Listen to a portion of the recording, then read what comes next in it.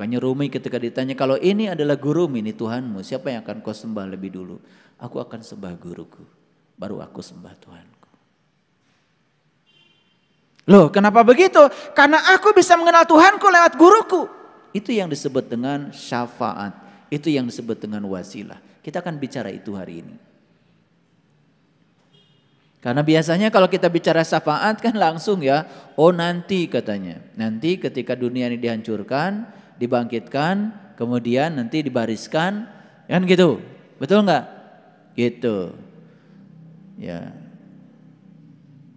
Dan kita berpikir, mana tuh penitia maulud tanggal sekian, gitu kan, begitu ya, langsung dapat syafaat, gitu kan, syafaat itu langsung dicabut, masuk surga, gitu. Sebentar, tidak ada di Quran redaksi yang semacam itu. Nah, syafaat itu artinya pertolongan. Wujud pertolongan Allah adalah ilmu yang didapat oleh kita dari orang-orang yang mengantarkan kita kepada Allah di sini saat ini sekarang. Jadi syafaat itu wujudnya adalah ilmu. Dari siapa ilmu itu? Tentu saja ilmu tentang Allah. Dari siapa? Dari orang-orang yang sudah tahu dan kenal kepada Allah. Dihadirkan orang-orang yang bisa membimbing kita kepada Allah, itu namanya syafaat. Kapan syafaat itu? Di sini, hari ini, sekarang. Makanya syafaat itu diberikan pada hari kebangkitan. Kapan hari kebangkitan? Hari kebangkitan itu setelah hari kiamat. Kapan hari kiamat? Hari bangkitnya kesadaran kita. Hari bangkitnya jiwa kita. Begitu kita bangkit dari ketidaksadaran, kita bangkit. Itu yang disebut dengan hari kebangkitan. Di hari kebangkitan itulah kita akan dapatkan syafaat. Wujudnya apa? Wujudnya adalah ilmu yang bisa mengantarkan kita kepada Allah. Jadi yang ngasih syafaat yang sebenarnya cuma satu, yaitu Allah. Maka di Quran dikatakan, kullillahi syafa'atu jami'a. Katakanlah hai Muhammad, sesungguhnya syafaat itu semuanya punyaku. Jadi nggak ada sebetulnya manusia yang diberi wewenang untuk memberikan syafaat. Karena Allah sendiri mengatakan di Quran, kullillahi syafa'atu jami'a. Jadi syafaat itu hakikatnya adalah milik Allah jami'a, kabehanana, keseluruhannya, totalitas. Jadi kalau ada orang-orang yang mengajarkan kepada kita, baca ini supaya dapat syafaat, baca itu supaya dapat syafaat, itu jangan diikuti begitu. Pahami dulu, ya. Oke. Oleh karena itu banyak-banyak baca sholawat. Untuk apa baca sholawat? Baca sholawat itu supaya kita bertemu dengan orang-orang yang bisa memperjumpakan kita dengan Tuhan. Jadi kita itu minta dihubungkan dengan Allah lewat orang-orang yang sudah beserta Allah. Jadi ketika kita mau berhubung dengan Allah, pasti kita butuh orang-orang yang sudah terhubung dengan Allah. Nah, orang yang sudah terhubung dengan Allah itu yang disebut pemberi syafaat syariatnya. Hakikatnya dari Allah. Paham? Paham? Jadi syafaat itu kapan? Nanti apa sekarang? Sekarang. Nah, kita akan bahas ya. Baik, diulang lagi ayat ini di ayat yang ke-110. Perhatikan lagi. Fattaqullaha wa atiuni. Bertakwalah kepada Allah dan taatlah kepadaku. Diulang 2 kali ya. Oke. Tahu cara bertakwa pada Allah? Sudah saya jelaskan berulang kali ya. Mungkin sampai bosen ya. Jadi takwa itu mengambil janji, diangkat gunungnya, ditunjukkan sesuatu di gunungnya, ingat yang ditunjukkan Allah kepada kamu, la'allakum tattaqun, maka kamu akan jadi orang yang bertakwa. Makanya cara untuk takwa itu harus ditempuh dengan saum. Apa? Saya tidak cerita puasa ya. Kalau ingin jadi orang yang bertakwa harus ditempuh dengan saum. Siapa yang bisa saum? Siapa yang bisa saum? Yang beriman saja. Kan ayatnya juga jelas. Ya ayyuhallazina amanu kutiba alaikumusiyam. Hai orang-orang yang beriman, diwajibkan kepada kamu untuk saum. Jadi yang bisa saum siapa?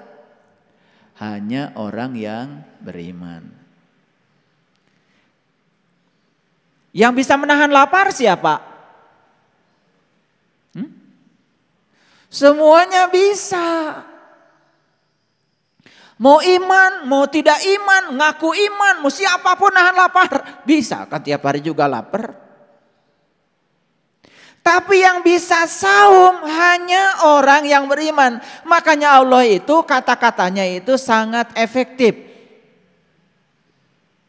Gak mungkin kan Allah nyuruh sesuatu pada yang bukan ahlinya.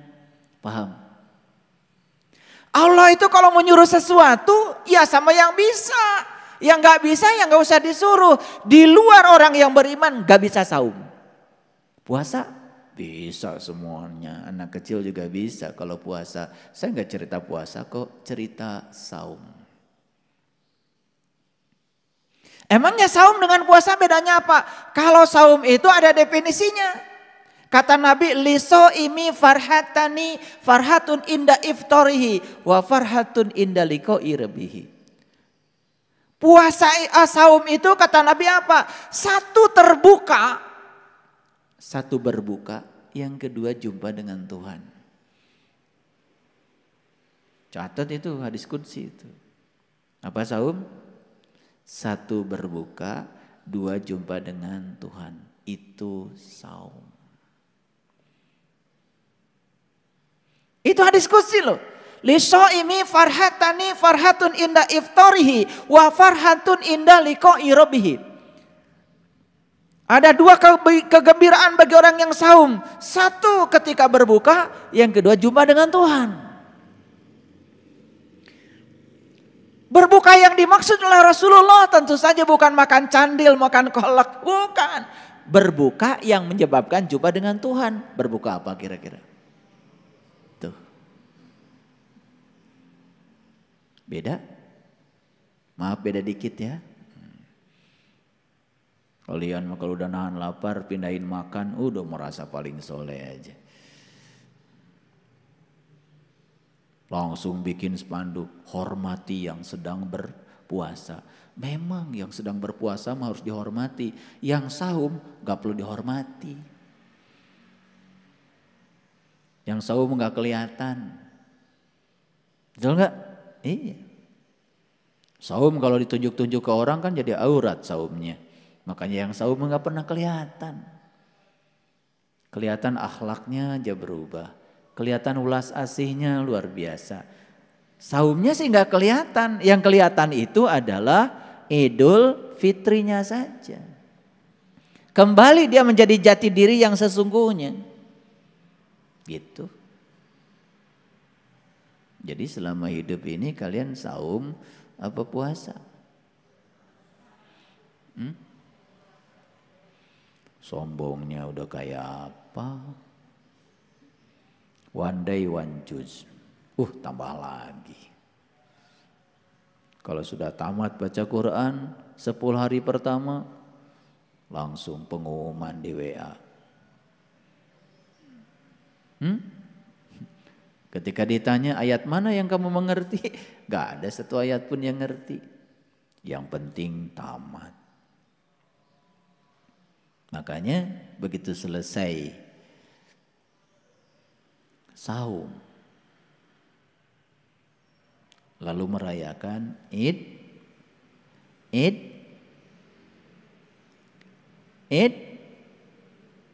Fitri. Sudah tahu cara merayakan Idul Fitri? Harus pakai Quran dong. Di Quran dikatakan, Allahumma Rabbana anzil alaina ma'idatan minas sama'i takunu lana id. Ya Allah Tuhanku, turunkanlah hidangan dari langit rohanimu.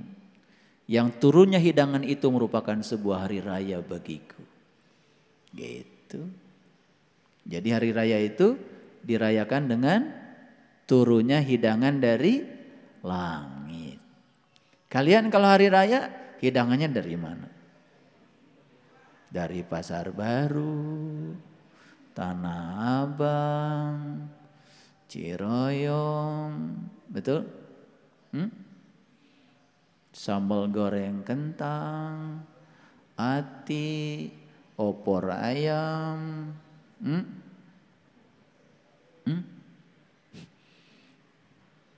Karena nggak pernah baca ayatnya. Padahal di Quran dikatakan hari raya itu saat dimana kamu ketiban hidangan dari langit. Semua hidangannya adalah dari bumi. Hari raya macam apa? Itu Quran loh, bukan kata saya. Yang pertama, orang pertama kali yang memohon kepada Allah untuk bisa merayakan hari raya itu adalah Isa ibnu Maryam. Maka di Quran dikatakan Isa ibnu Maryam berkata, Allahumma rabbana anzil alaina ma'idatan minas samai takun lana idi. Ya Allah, turunkanlah hidangan dari langitmu. Yang turunnya hidangan itu merupakan sebuah hari raya bagiku. Itulah hari raya yang sebenarnya saat turunnya hidangan dari langit. Nunggu kapan? Setahun sekali? Bisa nggak kita rayakan hari raya itu setiap saat? Bisa. Bagi yang tahu ilmunya, yang tahu caranya, dia bisa berhari raya. Kapan saja dia mau. Keren gak? Sudah punya gak ilmunya kalian? Udah dikasih sama saya. Tadi pagi hari raya gak? Ya, alhamdulillah. Jadi hari raya itu setiap saat. Hidangannya pun bukan hidangan yang biasa. Hidangan istimewa dari langit yang sudah terbelah. Gitu. Ya ayyuhalladzina amanu kutiba alaikumusiyam kama kutiba alal ladzina min qablikum. Ternyata orang-orang sebelum kamu juga sama. Untuk mencapai takwa itu dianjurkan untuk melaksanakan saum. Sama? Sama. Ya. Tahu saum sekarang? Itu. Pusing apa pusing? Gak apa-apa. Pusing itu tanda-tanda mau ngerti. Jadi kenapa di Quran ada perintah fattakullaha wa atiuni. Takwalah kamu kepada Allah, tapi satu, ikuti aku. Makanya kenapa Nabi Musa gagal belajar sama Nabi Khidir? Tahu? Karena Nabi Musa itu banyak menentang. Ketika Nabi Khidir begini, tentang. Nabi Khidir begitu, ditentang. Makanya kalau belajar ilmu hakikat, ilmu ma'rifat, jangan pernah menentang apa kata guru. Kunci belajarnya cuma satu, sami'na wa ta'na. Ketika kita sering membahas apa yang disampaikan seorang guru, maka ilmu kita jadi tidak berkah. Kalau dikasih doa, jalanin aja. Disuruh olah napas, jalanin aja. Gak usah banyak nanya. Ini buat apa, gak usah. Nanti kalau saya ajarkan buat ini, buat itu, sempit lagi. Kita kembali lagi kan kepada yang dulu. Kan udah bosan dari dulu begitu. Betul gak? Gak bosan gitu, banyak sekali belajar doa. Doa ini ada, doa itu ada, doa ini ada. Betul gak? Sampai pusing. Betul gak? Iya. Baik. Ini bisa dimengerti gak sampai sini? Nah kalau gitu saya mau turun dulu ke bawah. Saya mau turun ke ayat 82, ada yang kelewat waktu itu. Nah, ini penting nih harus dibicarakan.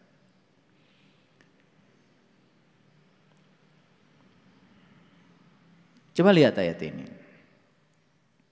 Wallazi atma'u ayaghfira li khati'ati yaumiddin. Dan yang amat kuinginkan, aku akan diampuni segala kesalahanku pada hari kiamat. Ngasal aja kalian itu. Walladzi atma'u ayaghfira li khati'ati. Khati'ati itu kesalahan. Makanya kan ada doa iftitah, Allahumma ba'id baini wa baina khotoyaya kama ba'adta bainal masyriqi wal maghrib. Ya Allah, jauhkanlah kesalahanku seperti Engkau menjauhkan timur dan barat. Timur dan barat ada batasnya enggak? Yang bilang ini timur itu barat kan kamu sendiri. Betul enggak? Disuruh juga arah mata angin. Ya, kan enggak kelihatan angin itu. Jadi timur dan barat itu enggak kelihatan. Jadi kalau bisa jauhkan diriku dari segala kesalahanku seperti kau menjauhkan timur dan barat. Artinya jauhnya itu tak terhingga. Karena timur dan barat itu enggak ada. Itu buatan orang astronomi aja. Mana timur? Emang ada titiknya di timur? Enggak ada. Mana barat? Ada titiknya di barat? Enggak ada.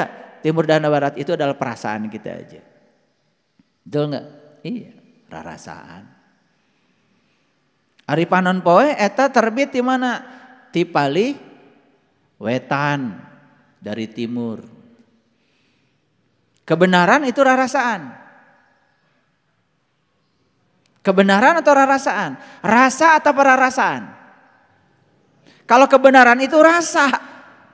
Matahari terbit dari timur, kata matahari emang gue pikirin. Kan yang muter bumi. Dunia orang nu muter teh lain panon poe datang. Rarasaan orang panon poe datang ti belah wetan. Rarasaan padahal dunia orang anu muter. Makanya rarasaan jeung rasa teh beda. Kebenaran dengan pembenaran tuh beda. Nah kita itu sering mengatakan kebenaran padahal itu sebetulnya pembenaran. Sering menyebut rasa padahal itu mah rarasaan. Oke, rarasaan teh tadi asa geus mere, rarasaan. Acan can mere kakara rarasaan. Hati-hati ya, jangan percaya rarasaan, harus percaya rasa. Lihat saya semuanya. Walladzi atma'u ayaghfira li khati'ati. Dan yang amat aku inginkan adalah aku dibebaskan dari segala kesalahanku yaumiddin, pada hari yaumiddin, hari apa? Hari akhir. Pinter ya kalian tuh. Dari mana itu yaumiddin, hari akhir? Yaumiddin ya hari adin. Yaum itu hari, din itu ya din. Yaumiddin ya hari din. Din itu dari kata dain. Dain itu artinya utang. Pusing kan? Pusing kan? Jadi yaumiddin itu hari bayar utang.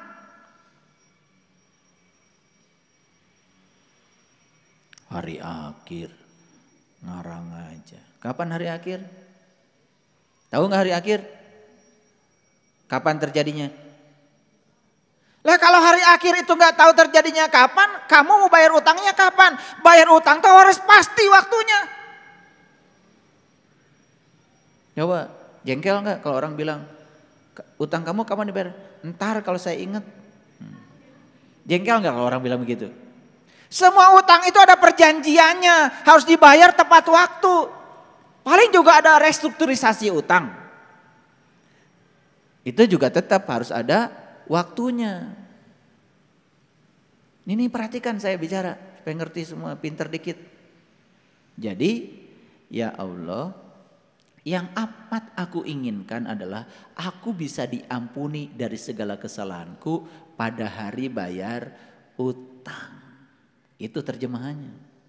Walladzi atma'u ayaghfira li khati'ati yaumiddin. Sekarang saya mau nanya. Mau bayar utangnya kapan?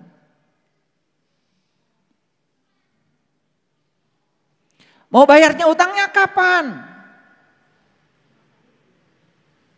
Semasa hidup nggak jelas. Utang itu harus jelas, isuk, pageto. Jika perlu pakai jamnya, jam berapa? Gitu. Jadi siapa yang harus bayar utang itu? Yang berutang. Apa utang kamu kepada Allah? Kan Allah udah bilang, segala dosa sudah aku ampunkan. Innallaha la yaghfiru ayyushraka bihi wa yaghfiru ma dzuna dzalika liman yasha. Sesungguhnya Allah tidak akan pernah mengampuni dosa syirik, tapi Allah sudah mengampuni apapun selain itu. Jadi dosa jelema aya saberiji? Hiji, apa namanya? Syirik. Syirik itu artinya apa? Menduakan Allah. Gara-gara apa? Gara-gara gak tahu Allah. Gitu ngaji itu jangan berbelit-belit. Ulangi, syirik itu menduakan Allah. Kenapa menduakan Allah? Gara-gara tidak tahu Allah. Kalau tidak tahu Allah, cara bayarnya gimana? Tahu Allah. Ulangi, tidak tahu itu bayarnya gimana? Menjadi tahu. Asalnya tidak tahu Allah, menjadi tahu Allah. Rek iraha bayarna. Tentukan sendiri. Udah ditentukan. Mau sekarang? Nanti sore? Besok? Atau tahun depan? Sekarang. Pastikan saya akan bayar ketidaktahuan saya sekarang. Asalnya saya tidak tahu, saya menjadi tahu. Lunas itu hutang. Kan di ayatnya jelas. Yang amat aku inginkan adalah aku diampuni dari kesalahanku. Kesalahan apa? Kesalahan yang mana? Kesalahan kita itu cuma satu, gak tahu Allah. Gimana cara bayarnya? Tahu Allah. Makanya di Quran dikatakan siapa yang tahu Allah hari ini dibebaskan dari dosanya yang lalu dan yang akan datang. Nyambung? Wah, ngaos teh tara nyambung wae nya. Sok akhirnya disambung-sambung ke pribadosnya. Jadi kok nyambung ayatnya kan gitu. Inna fatahna laka fatham mubina liyaghfir lakallah ma taqaddama min dambik wa ma ta'akhir. Sesungguhnya hari ini aku memberikan keterbukaan kepadamu, keterbukaan yang nyata. Dan siapa yang mengalami keterbukaan yang nyata hari ini, aku bebaskan dosamu yang lalu, bahkan dosa yang akan datang. Hoyong dibebaskan. Dosa yang mana? Tuh. Jadi dosa dengan hiji, cuman satu, yaitu tidak tahu Allah. Hutang bukan itu? Hutang. Kalau terbawa mati, maka kita mati dalam keadaan punya utang. Makanya bayarna iraha ayeuna.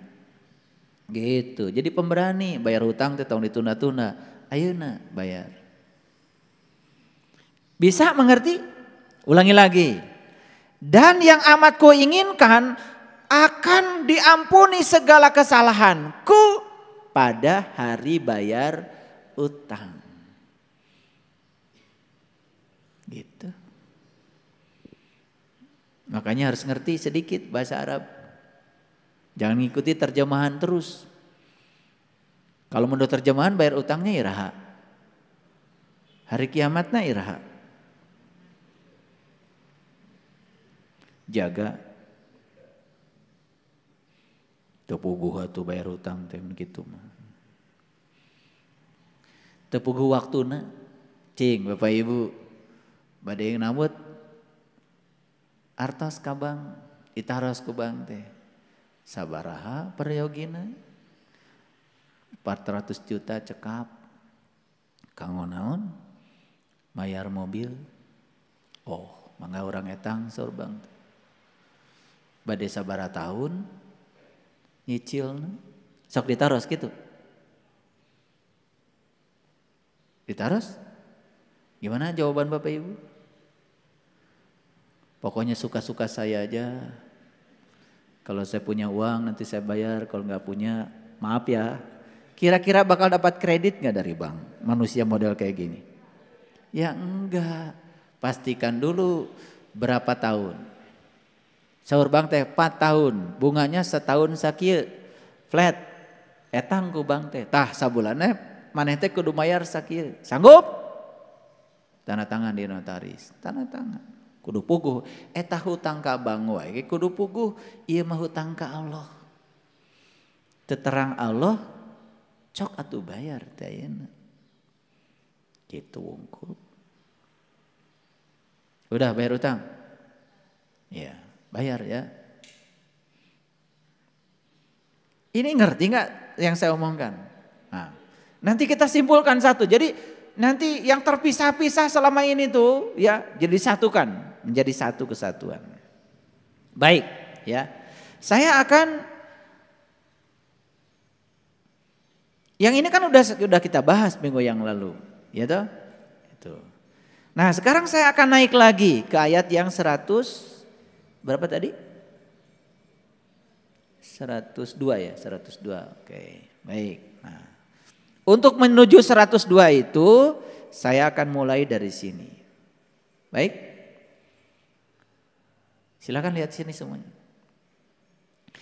Illa man atallaha biqalbin salim. Turun dulu ke situ. Yauma la yanfa'u malun wala banun. Udah kan? Udah kan? Akan ada suatu saat di mana harta dan anak laki-lakimu tidak berguna lagi. Ini sudah dibahas kemarin kan? Ya? Ya enggak? Ya. Gaduh murang kali awewe perempuan? Di sini enggak diceritakan. Yang diceritakan di ayat ini adalah ada satu saat di mana harta dan anak laki-lakimu tidak berguna lagi. Gimana Pak anak perempuan?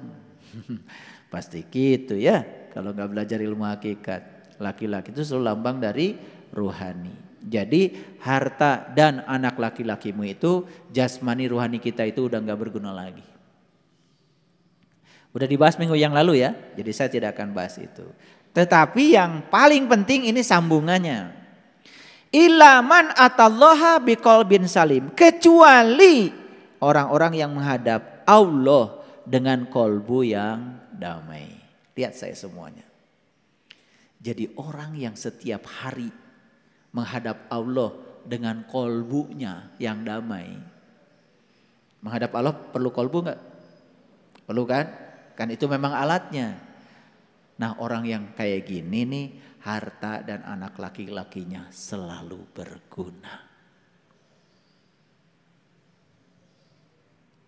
Ulangi ya. Orang-orang yang kayak gini nih yang punya kolbu dan setiap saat kolbunya digunakan untuk menghadap Allah dengan damai. Harta dan anak laki-lakinya selalu berguna. Benar gak omongan saya? Harta dan anak laki-lakinya selalu berguna. Luar biasa. Oke, baik, kita lanjutkan ya supaya kajiannya lebih menarik lagi. Wa uzlifatil jannatu lil muttaqin, dan pada saat itu surga akan menjadi dekat bagi orang-orang yang bertakwa. Lihat saya semuanya, harta dan anak laki-lakinya bagi orang yang tidak tahu cara menggunakannya, eueuh gunana layan fau. Illa man atallahu biqalbin salim, kecuali bagi orang yang suka menggunakan kolbunya untuk menemui Allah dengan damai, maka bagi dia harta dan anak laki-lakinya itu selalu bermanfaat setiap ruang dan waktu. Oke? Makanya saat kita menggunakan harta kita ini ini harta luar biasa ya. Awas, harta itu bukan yang di luar. Harta yang sebenarnya ini.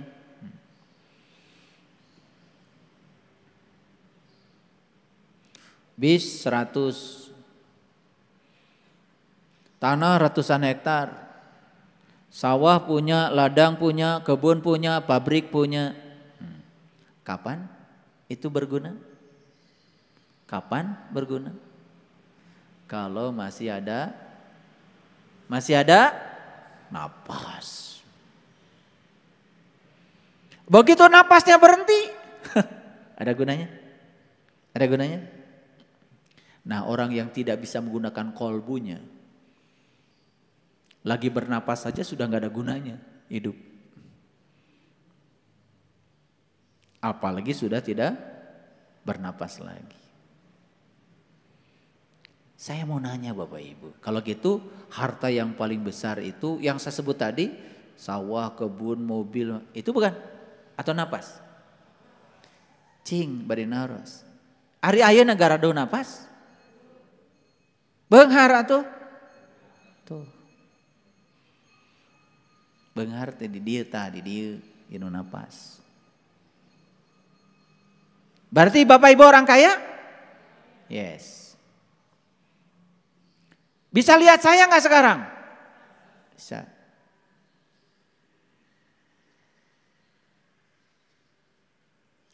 Enak gak bisa melihat? Pernah lihat lukisan yang mahal?